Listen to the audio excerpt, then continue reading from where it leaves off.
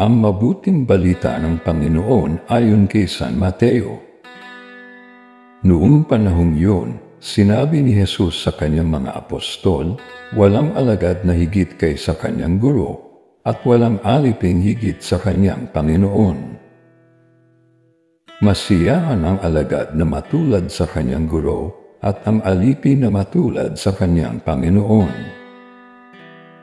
Kung ang puno ng sambahayan ay tinawag nilang Beelzebul, lalo na nilang aalimurahin ang kanyang mga kasambahay.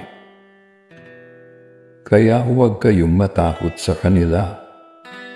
Walang natatago na di malalantad o nalilihim na di mabubunyag.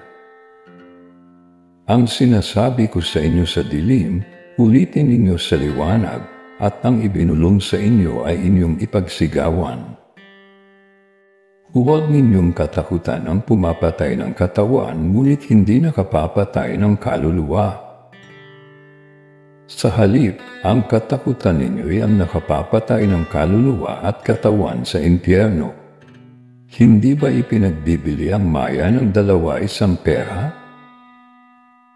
Gayunman, kahit isa sa kanila ay hindi nahuhulog sa lupa kung hindi kalooban ng inyong Ama. Maging ang buhok ninyo'y bilang na lahat. Kaya, huwag kayong matakot, higit kayong mahalaga kaysa libu-libong maya. Ang sinumang kumilala sa akin sa harapan ng mga tao ay kikilanin ko rin naman sa harapan ng aking Amang nasa langit. Ngunit ang magtatwa sa akin sa harapan ng mga tao ay itatatwa ko rin naman sa harapan ng aking Amang nasa langit. Ang mabuting balita ng Panginoon. Pinupuri ka namin, Panginoong Hesukristo.